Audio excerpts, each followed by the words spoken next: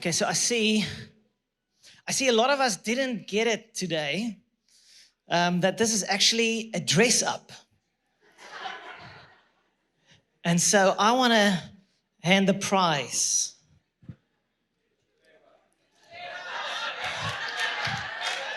to the best dressed up super Christmas man ever. Can I hear his name? Trevor! Come, Trevor.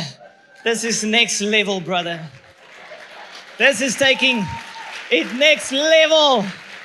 He has a nose ring that flickers, earrings that flicker, shoes that also flicker. Yes, my bro, it's amazing. There's your prize. You just hold it for everybody to see. Yes. Feels heavy. Give him a hand. Give him a hand. Well done. Well done.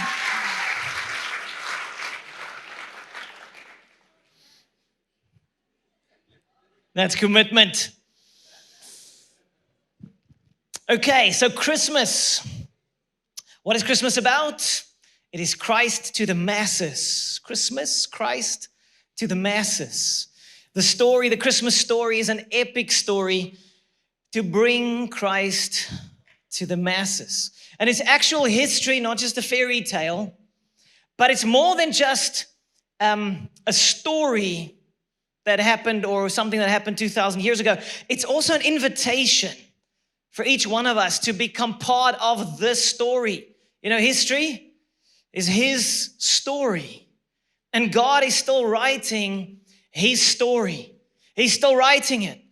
It's still being played out. It's not just finished, and he's inviting each one of us into this epic story, which Christmas is a key part of.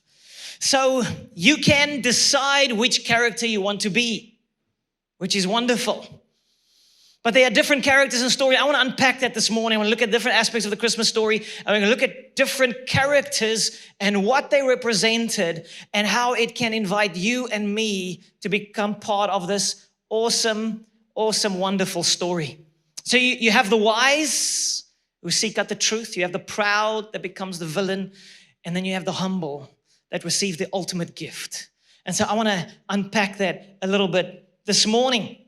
Christmas is also about a loving Father that gave us gifts, and I'm going to unpack that a little bit. I'm going to share with you how much you and I can be thankful for in terms of the gift of life. So who will you be? The wise, the proud, or the humble? So let's look at the first characters in the Christmas story. The wise who followed the star. Matthew 2 verse 1. It says, "Now after Jesus was born in Bethlehem of Judea in the days of Herod the king, behold, wise men from the east came to Jerusalem." Wise men. Come on, say wise men. Wise men, they came. Saying, "Where is he who has been born King of the Jews? For we have seen his star in the east and have come to worship him." When Herod the king heard this, he was troubled, and all of Jerusalem with him. So here we find our first characters in the Christmas story. The wise. The wise, they were stargazers. They were looking to the stars. They were looking for the signs. And when they saw the star, they followed it wherever it led them. So they probably traveled at least hundreds of kilometers, if not thousands of kilometers, following the sign, following the star to Christ. They were seekers. They were looking, they were studying. And when they saw it, they went wherever the evidence took them. So are you and I, are we going to be the wise? Are we going to be the wise? Are we going to look for the evidence that points us, leads us to Christ? So over the last 50 years or so, there has been a lot of discoveries in terms of science, pointing. The guys have been looking up to the stars. They've been studying the solar system and the galaxies. They've been looking at what they see. And they found an astounding amount of evidence pointing to the reality of God, to a designer behind it all. And so we see a guy called Eric Metaxas, he wrote an article in the Wall Street Journal. And it was titled, "Science Increasingly Makes the Case for God." He posted on Christmas Eve 2014. And within moments of being published online, the article went viral. Hundreds of shares, hundreds of comments. And then the next day it continued, and it just exploded in terms of exposure. It soon became 100,000 shares on Facebook. He said the most shares ever on the Wall Street Journal was like 300,000, and it went beyond 300,000. A few months later, it was over 600,000 shares of this article that was giving evidence for showing that science increasingly makes the case for God.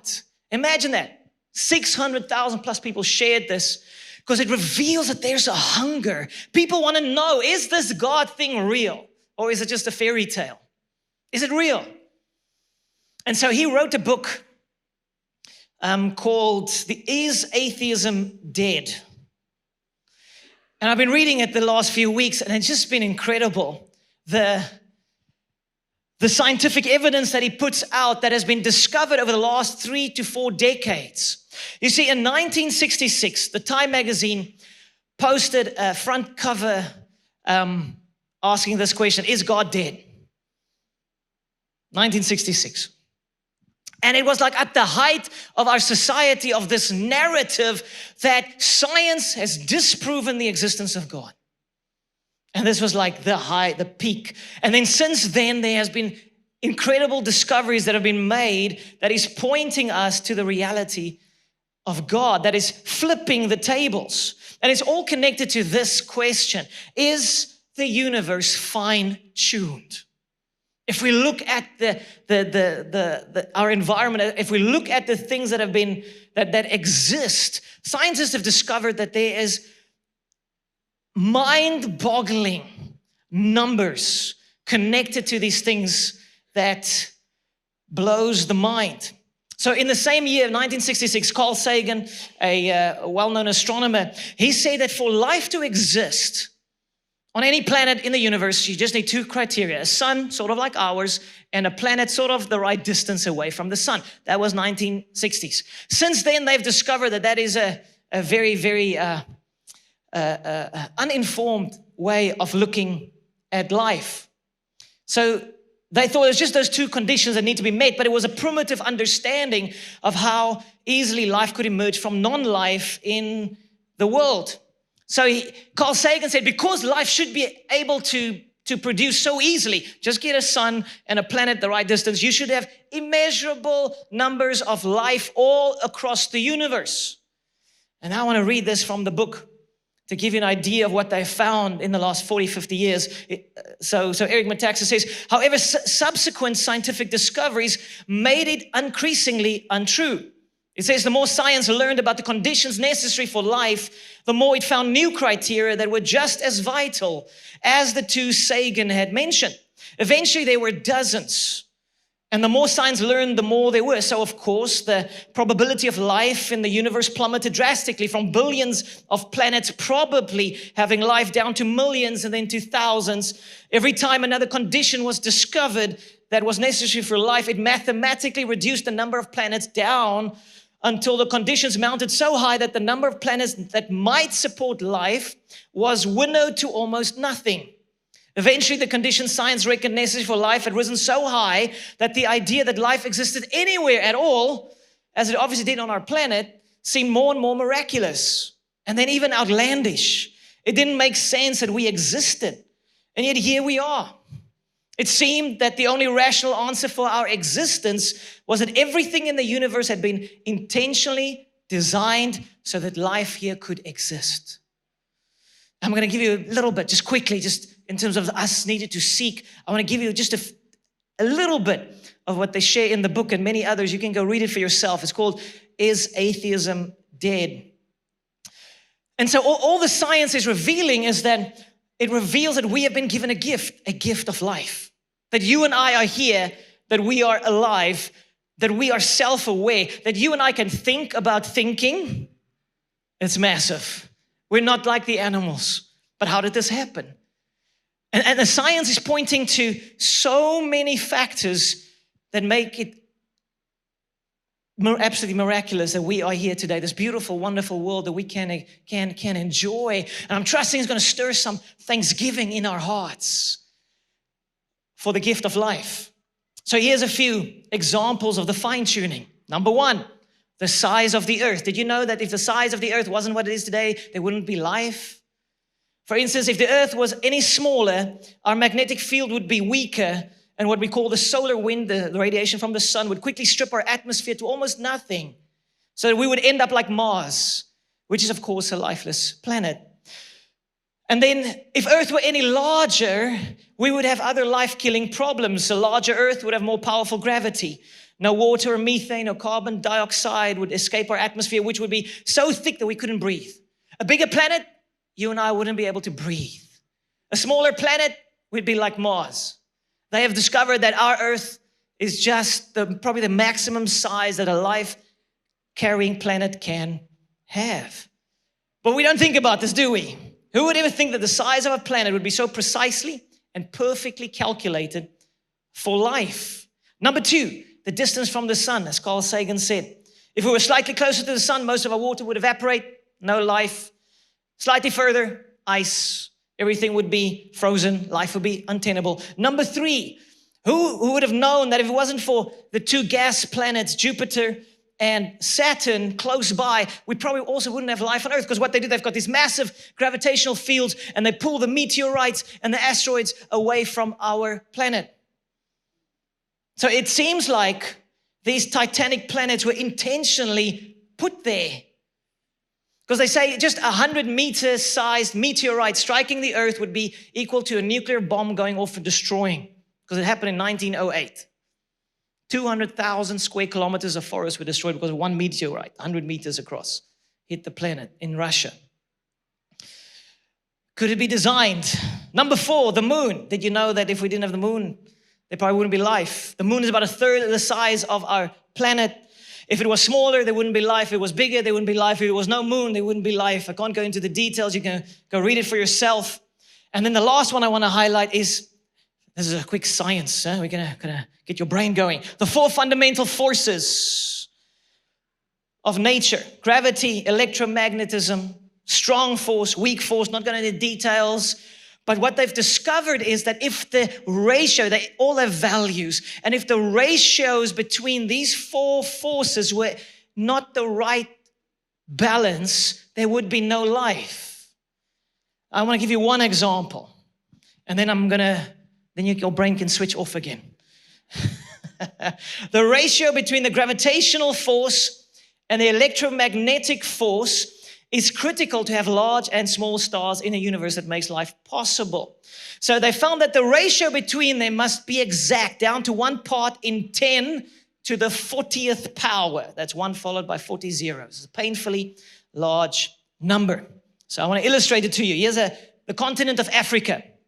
So to illustrate to you how perfectly this has been, precisely have been designed, 1 in 10 to the power of 40. Okay, I'll give you a 5 rand coin. We cover South Africa in 5 rand coins, just one layer deep. Then we continue all over Africa. We just skip the top 3 countries in Africa. Okay, so you've got it, 1 layer of 5 rands.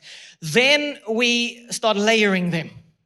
We go all the way to the top of Mount Kilimanjaro, the highest mountain in Africa and Kenya. All the way, 6,000 meters of 5 rand coins. Now that's a lot, huh?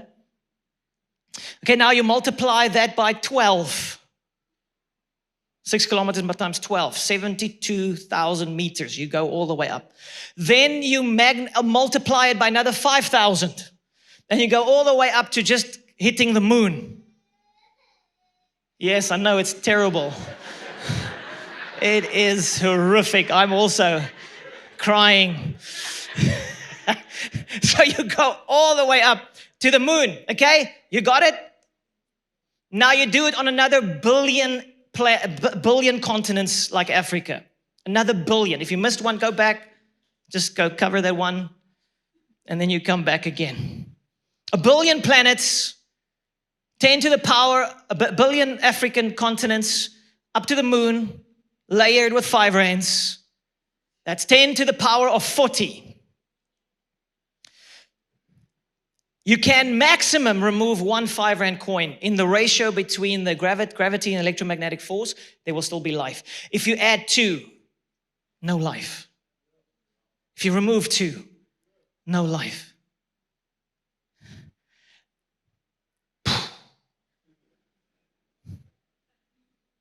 That's just one of so many other things that scientists are discovering. It looks designed because it is designed. There's a super intellect behind the design of our universe, our planet, and the one that gave you and me life, a loving Father. And so I wanted to share this because I often imagine the creation process and this indescribable intelligence behind it. And I'm like, God, wow, that is just mind-boggling. So he gave you and me the gift of life, a planet that is inhabitable, all this beauty so that we can exist. That is a beautiful gift, but that's not yet the ultimate gift. There's something even bigger, better than just being alive. He gave us free will to decide, are we going to follow the stars? Are we going to follow the signs like the wise men and come to the feet of Christ? Or will we be, no, I don't want to know it. I don't want to know. No, I don't want it. I want to do my own thing. Who are we going to be? So Matthew 2 verse 9, continuing the wise men, it says, when they heard the king, because they spoke to Herod, say, hey, where's the newborn king? They departed, and behold, the star which they had seen in the east went before them. The star. Come on, say the star. Till it came and stood over where the young child was. When they saw the star, they rejoiced with exceedingly great joy. They're like, we're seeing it. Oh my goodness, we are seeing evidence that points us to the king. They were wise, they were rejoicing, they were seeking. And when they'd come into the house, verse 11, they saw the young child with Mary, his mother, and they fell down and worshiped him. Now, when I look at all how these things have been designed, I want to fall down on my knees and worship the one that caused us to be. And they said, and then they opened their treasures and they presented gifts to him, but he gave them the greatest, the ultimate gift, which I'm going to get to in a moment. So who are we going to be? Will we be the wise or will we be the fools? I was a fool in high school. I was a fool. I was just stuck in a bunch of things. I remember the one time we were at a party. I drank too much. I couldn't go home because I was too drunk. So my sister, older sister, was driving me around in town, waiting for me to get sort of sober. I was nauseous, I was drunk, I was a mess. I vomited on the street, and that was just one of them many times. I wasn't even looking for God, but I was a fool, and I thought it was cool. And it wasn't. It was a dead end. It was a dead end. There was no life there. There was no life there. There's so much more that God wants to give to us. So the first character is the wise. Now the second character is the villain. Now the proud. There's no good story without a villain. Eh? Do you have like a Thanos? You almost feel sorry for the guy, but he wants to kill everybody, so you shouldn't. You know, the villain.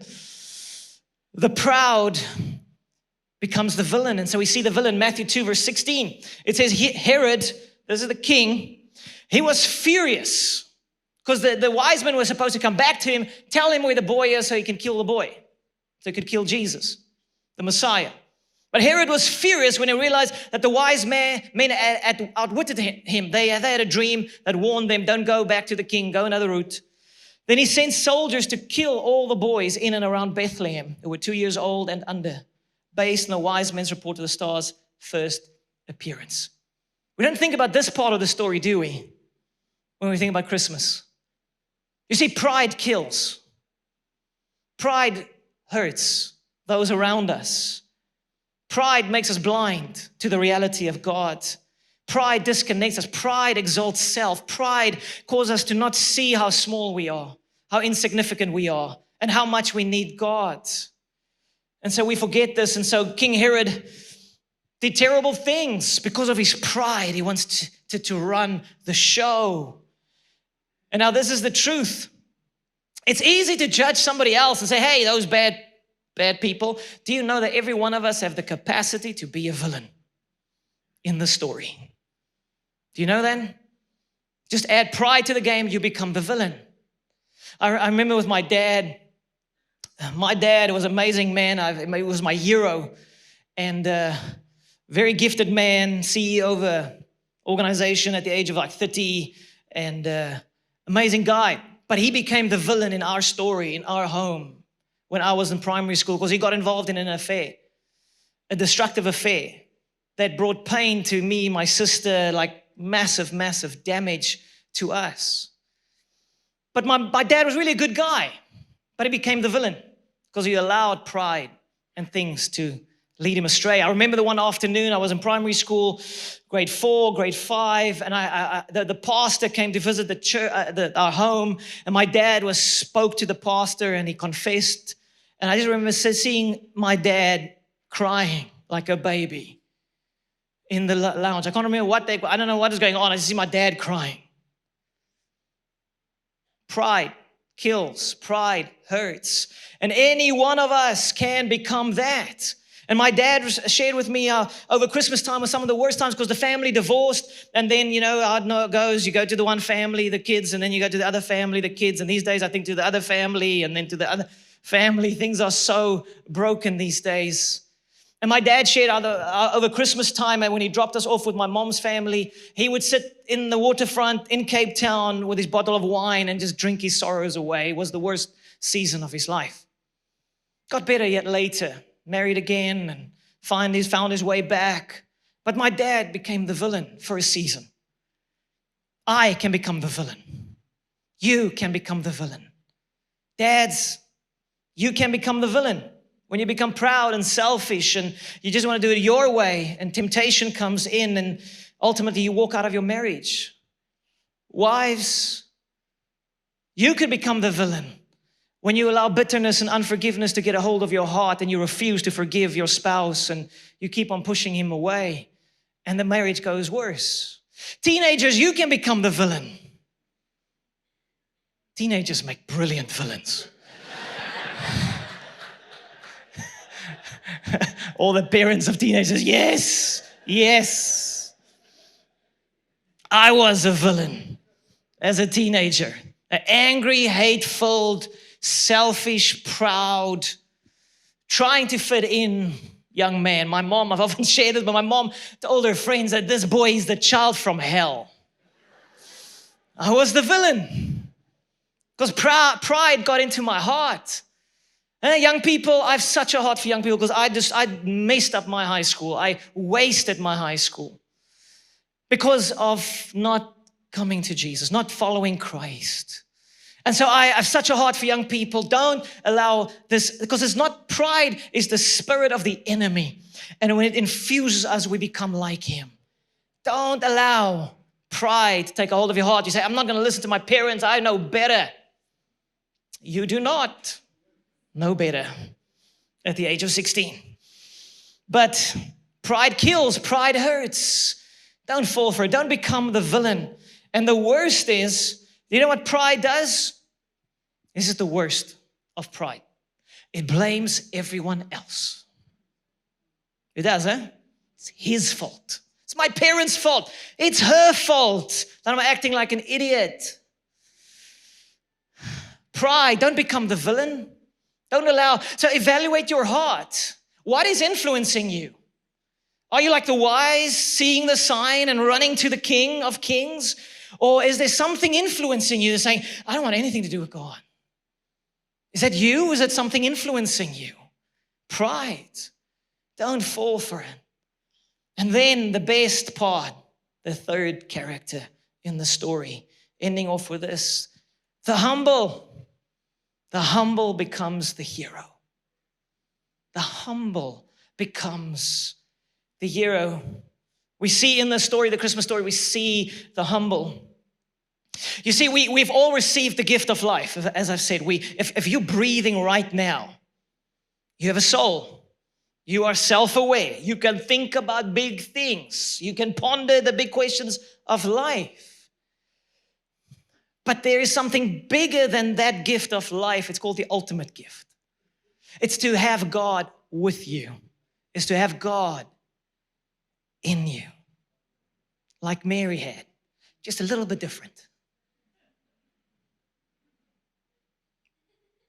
Because it'd just be awkward for us guys. Just be awkward. But Mary was the humble. The ultimate gift that we can have in this life is not just to exist, because existing can be hell. There's something better. Knowing Him.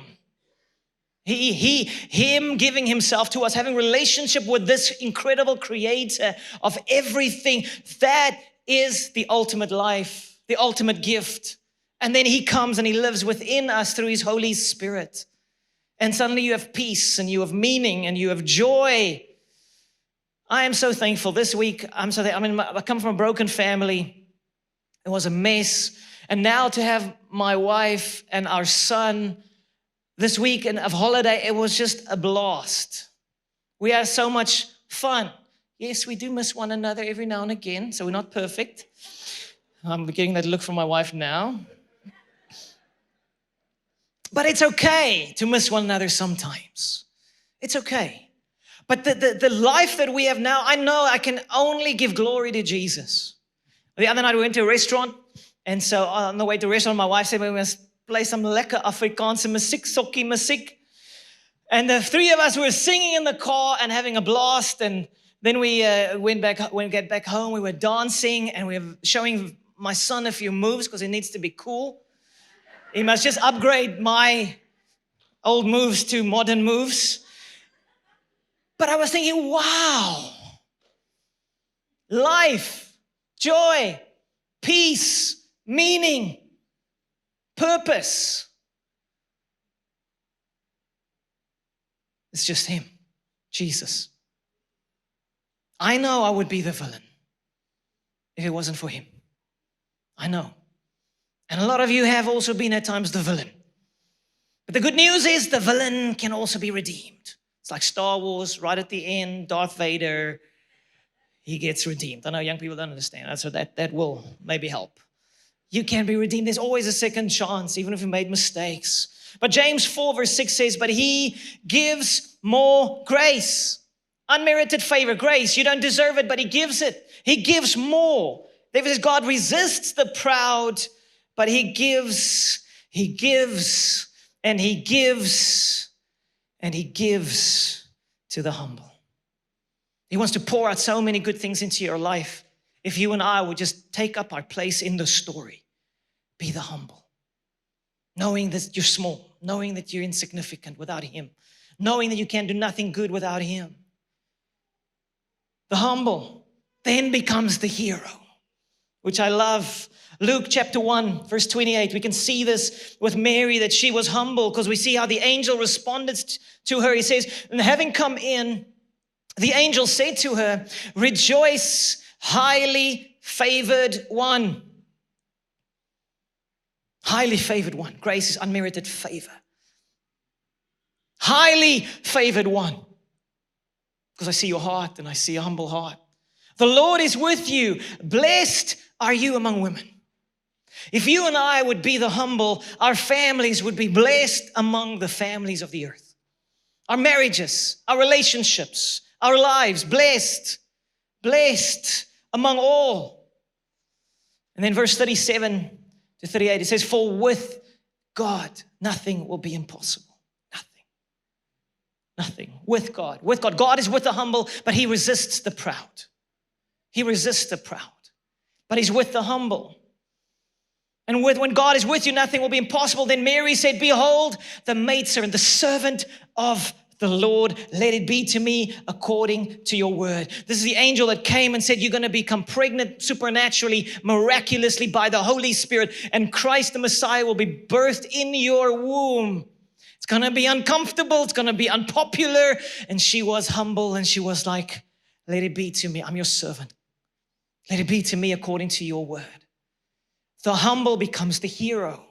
And we're speaking about Mary today because she is one of the heroes of the story.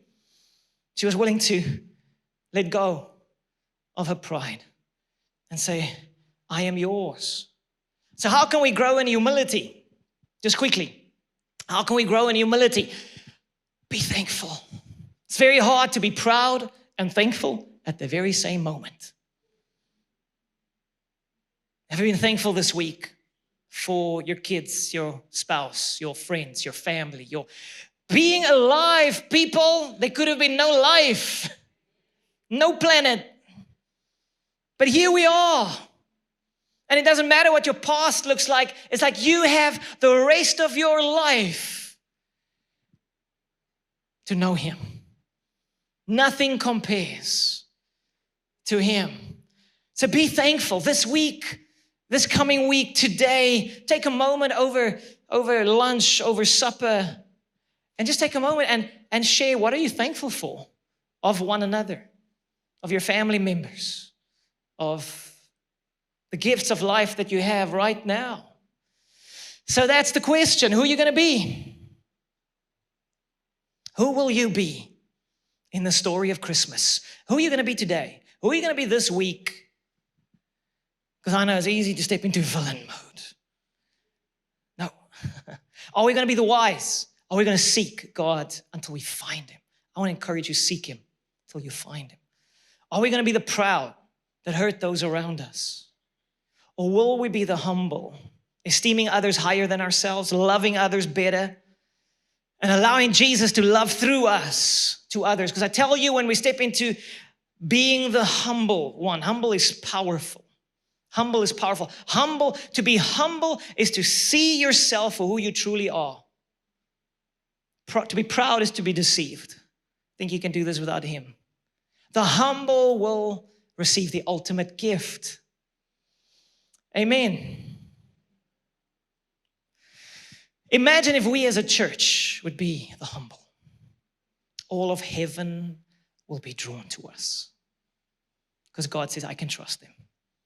Imagine you, your home, your family, you as a family, you'd be the humble. All of heaven will be drawn to your home. I want that. I want God. That is when things work and become beautiful. Amen.